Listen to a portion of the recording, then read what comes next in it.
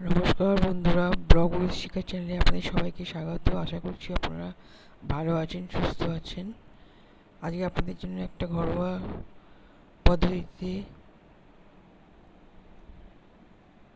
সহজ রেসিপি নিয়ে চলে এসেছি।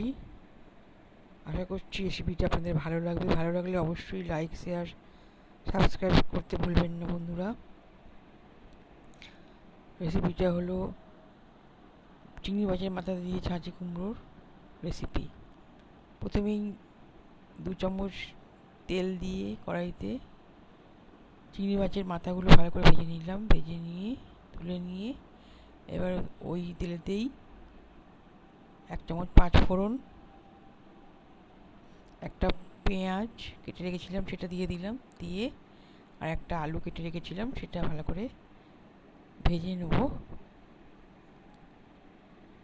ভাজা হয়ে গেলে এবার ওর মধ্যেই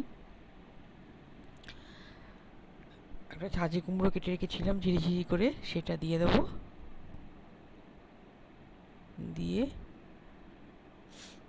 ভালো করে নাড়াচাড়া করে নিয়ে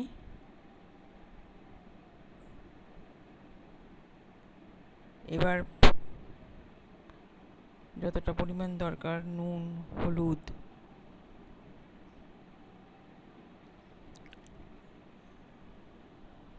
মশলা দিয়ে দেবো।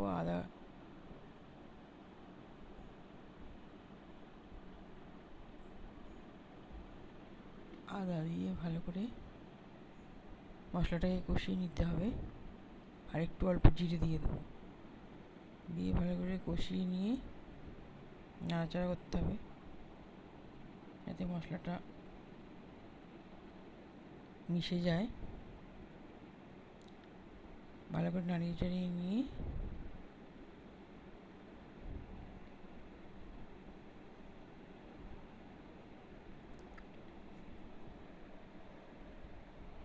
কষানো হয়ে এসছে মোটামুটি। আর প্রচণ্ড গরম বলে আমি কাঁচা লঙ্কা দিয়ে রেসিপিটা করছি।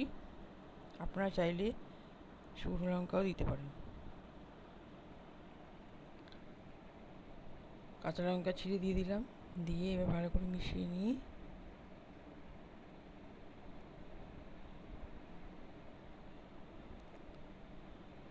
এবার ওর মধ্যে যে চিংড়ি মাছের মাথাগুলো ভেজে রেখেছিলাম সেটা দিয়ে ভালো করে মিশিয়ে নিতে হবে।